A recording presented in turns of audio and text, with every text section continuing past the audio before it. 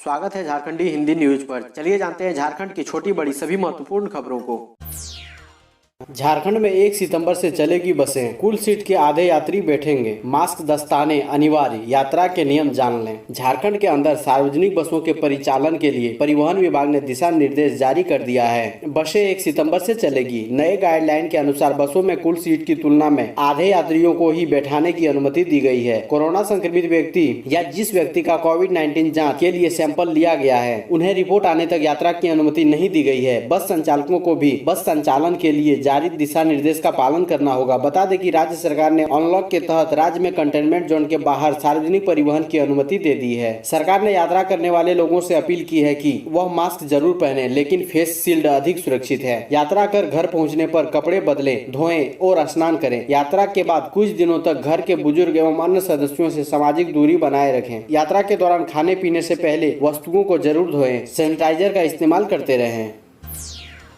Unlock 4 की guideline के बीच इस राज्य में फिर से लग सकता है कंप्लीट लॉकडाउन, सीएम ने दिए संकेत। मुख्यमंत्री हेमंत सोरेन ने कहा कि झारखंड में अनलॉक शुरू हो गया है, लेकिन अगर कोरोना संक्रमण बढ़ा तो राज्य में फिर से लॉकडाउन लागू कर दिया जाएगा। उन्होंने कहा कि राज्य में अनलॉक शुरू किया गया है, ऐसे में लोग छूट के दौरान संक्रमण से बचने के लिए सरकार के दिशा निर्देश का पालन करते रहें। उन्होंने लोगों से आग्रह किया है कि वह कोरोना संक्रमण के खिलाफ लड़ाई में एहतियात बरत कर अपना योगदान दें, लापरवाही कतई ना बरतें। बोकारो के रिहायशी इलाके में खुले में जलाई गई रैपिड एंटीजन किट, सीएस ने कही जांच की बात। बोकारो के एएनएम स्कूल और एएनएम रैपिड टेस्ट किट और एंटीजन किट को जलाया जा रहा है। बोकारो जिले में हो रहे विभिन्न रैपिड और एंटीजन किट को जांच के बाद वहीं पर जलाया जा रहा है। घटना की जानकारी जब बोकारो के सिविल सर्जन को दी गई तो उन्होंने कहा कि किट के डिस्पोजल के लिए उचित व्यवस्था कराई गई है। इस मामले की जाँच कराई जाएगी। मंत्री मिथिलेश ठाकुर आज रिम्स में डोनेट करेंगे प्लाज्मा। झारखंड सरकार के पेयजल एवं स्वच्छता मंत्री मिथिलेश ठाकुर अपना प्लाज्मा डोनेट करेंगे। 2 दिन पहले मंत्री मिथिलेश ठाकुर ने प्लाज्मा डोनेशन की इच्छा जताई थी। अपना ब्लड सैंपल जांच के लिए रिम्स के ब्लड बैंक भेजा था। जांच के बाद टाइटल 4 से ज्यादा पाया गया। इसके बाद वे ब्लड बैंक पहुँचकर जरूरतमंद गंभीर मरीजों के लिए प्लाज्मा डोनेट करेंगे। बता दें कि मंत्री मिथिलेश ठाकुर कुछ दिनों पहले कोरोना पॉजिटिव पाए गए थे। इसके बाद उन्होंने अपना इलाज कराया और स्वस्थ हुए। अब उन्होंने कोरोना मरीजों के लिए अपना प्लाज्मा डोनेट करने की इच्छा जताई है। पश्चिमी सिंहभूम में आज होगी 7,500 लोगों की कोरोना जांच। पश्चिमी सिंहभूम जिला में सोमवार को कोरोना वायरस के संक्रमण की जांच के लिए वृहद पैमाने पर अभियान चलाया जाएगा। जिले में एक दिन में 7500 व्यक्तियों की कोरोना वायरस जांच करने का लक्ष्य निर्धारित किया गया है। इसको लेकर शनिवार को उपायुक्त अरवा राजकमल ने पुलिस अधीक्षक इंद्रजीत महता सहित वरीय पदाधिकारी की मौजूदगी में समाहरणालय स्थित सभागार में एक महत्वपूर्ण बैठक आयोजित की। उपायुक्त ने बताया कि क्षेत्र में बहुत ऐसे नागरिक हैं जिनकी चाहत रहती है कि उनकी कोरोना जाँच की जाए, लेकिन संसाधन की कमी रहने के कारण प्रशासन के द्वारा प्राथमिकता के तौर पर हाई रिस्क पॉपुलेशन एवं संक्रमण के लक्षण रहने के उपरांत ही जांच करवाई जा रही थी। वर्तमान में झारखंड सरकार के निर्देश के आलोक में जिला अंतर्गत विशेष अभियान चलाया जा रहा है, जिसके तहत सोमवार को जिले में एक दिन में 7500 व्यक्तियों का कोरोना वायरस जाँच करने का लक्ष्य निर्धारित किया गया है। 5 माह बाद अब गुलजार होने लगे मॉल रेस्टोरेंट। 1 सितंबर से 25 मार्च के पहले जैसी स्थिति होगी सामान्य। लॉकडाउन घोषित होने के बाद से होटल, धर्मशाला, लॉज, रेस्टोरेंट, बस, मॉल, सैलून आदि के संचालन की अनुमति राज्य सरकार ने दे दी है। अब ये गुलजार होने लगे हैं। सभी होटल व रेस्टोरेंट मंगलवार को खुल जाएंगे। कई सैलून, रेस्टोरेंट, बिग बाजार शनिवार से खुल भी गए। बसों का परिचालन 1 सितंबर से सामान्य होगा। फिलहाल इक्का दुक्का बसें चल रही है। बिग बाजार सराय ढेला स्थित सोनोटेड रेस्टोरेंट के प्रबंधक गौरचंद्र ने बताया कि संचालन में अभी 2-3 दिन का समय लगेगा। सारे कर्मियों की पहले कोरोना जांच कराएंगे। रेस्टोरेंट को सैनिटाइज करने के बाद मंगलवार से चालू करने का विचार है। सरकार की गाइडलाइन का पूरा पालन किया जाएगा। पीएम मोदी ने किया अन्नदाताओं को नमन। बताया कोरोना काल में किसानों ने मेहनत से जीती जंग। प्रधानमंत्री नरेंद्र मोदी ने कल देश के अन्नदाताओं को नमन किया। पीएम मोदी ने देश के किसानों को नमन किया। कोरोना संकट काल में किसानों के अथक परिश्रम और उनके फल को लेकर पीएम मोदी ने मन की बात की। प्रधानमंत्री ने कहा कि देश के किसानों ने कोरोना जैसी संकट घड़ी में खुद को साबित किया है। उन्होंने ऋग्वेद के एक मंत्र का उल्लेख करते हुए किसानों के सम्मान में कई बातें कही। उन्होंने कहा कि देश के किसानों की मेहनत के बदौलत हमारे देश में इस बार खरीफ फसल की बुआई पिछले साल के मुकाबले 7% ज्यादा हुई है। धान इस बार 10%, दालें 5%, मोटे अनाज लगभग 3%, ऑयल सीड लगभग 13%, कपास लगभग 3% बोए गए हैं। इसके लिए मैं देश के किसानों को बधाई देता हूँ। भारत में दूसरे चरण में 2 कोरोना वैक्सीन का ट्रायल जारी, आखिरी परीक्षण में तीसरा टीका। दुनिया भर में कोरोना वायरस का कहर तेजी से बढ़ रहा है। बीते 24 घंटे में दुनिया में सबसे ज्यादा 78,761 मामले भारत में सामने आए हैं, जो कि एक रिकॉर्ड है। देश और दुनिया भर में तेजी से बढ़ते कोरोना के मामलों के बीच वैक्सीन से लोगों की उम्मीदें हैं। भारत में फिलहाल कोरोना वायरस की 3 वैक्सीन पर काम चल रहा है। सरकार की एक अहम बैठक में जानकारी दी गई है कि फिलहाल देश में कोरोना वायरस की 2 वैक्सीनों का ट्रायल दूसरे चरण में चल रहा है, जबकि एक अन्य वैक्सीन का ट्रायल अपनी आखिरी चरण में है।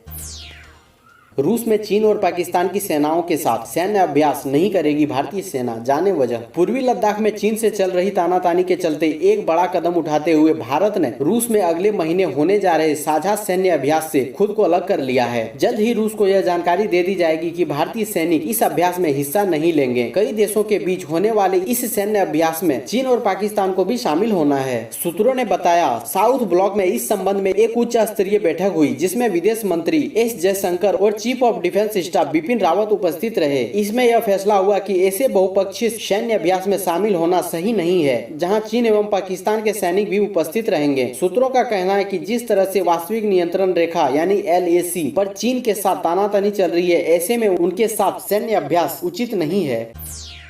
चीन पर पीएम मोदी की एक और चोट, मन की बात में 4 देसी ऐप और खिलौना बाजार का किया जिक्र। प्रधानमंत्री नरेंद्र मोदी ने रविवार को मन की बात कार्यक्रम के जरिए देश को संबोधित किया। इसमें उन्होंने चीन या किसी भी पड़ोसी देश का नाम तो नहीं लिया, लेकिन परोक्ष रूप से बड़ा झटका दे दिया। अपने संबोधन में पीएम मोदी ने खिलौना और मोबाइल गेम के मामले में आत्मनिर्भर बनाने का आह्वान किया। पीएम ने खिलौना को लेकर कहा कि हमें लोकल के लिए वोकल होना है। उन्होंने भारत को आत्मनिर्भर बनाने के लिए देश के लोगों से खिलौना बनाने की अपील की। इतना ही नहीं, उन्होंने कुछ देसी मोबाइल ऐप का जिक्र किया। साथ ही उन्होंने कहा कि जितने भी वर्चुअल गेम है यानी ऑनलाइन गेम, उनकी थीम्स बाहरी है। इसलिए मैं देश के युवा टैलेंट से कहता हूं कि आप भारत के भी गेम्स बनाएं। बता दें, देश में सबसे ज्यादा खिलौने चीन से ही आयात होता है। वहीं हाल ही में चीन निर्मित 70 से ज्यादा मोबाइल ऐप को केंद्र सरकार ने बैन कर दिया।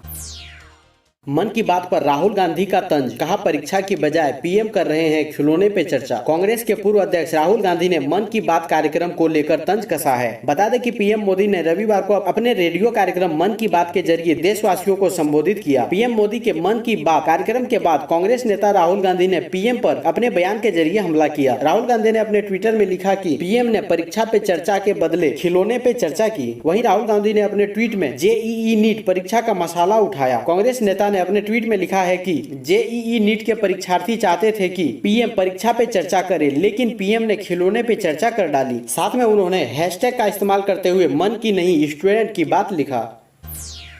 बिना अनुमति रैपिड एंटीजन टेस्ट कर रहे प्राइवेट अस्पताल, स्वास्थ्य विभाग ने चेताया कार्रवाई होगी। राज्य में कई प्राइवेट अस्पताल बिना परमिशन के ही रैपिड एंटीजन टेस्ट कर रहे हैं। स्वास्थ्य विभाग ने इसे नियम विरुद्ध बताया है। विभाग की ओर से जारी निर्देश में कहा गया है कि बिना सरकार की अनुमति के टेस्ट नहीं किया जा सकता है। रैपिड एंटीजन टेस्ट के लिए ICMR के गाइडलाइन के अंतर्गत चिन्हित अस्पतालों जिनके पास NABL या NABH की मान्यता है, उन्हें ही प्राधिकृत किया गया है। राज्य में अब तक 6 अस्पतालों को ही रैपिड एंटीजन टेस्ट के लिए अधिकृत किया गया है। इसमें TMH Jamshedpur, Brahmanand Narayana multi specialty hospital Seraikela Kharsawan, Raj अस्पताल रांची, सेंटेविटा हॉस्पिटल रांची, मेदांता हॉस्पिटल रांची और टाटा मेन हॉस्पिटल शामिल है।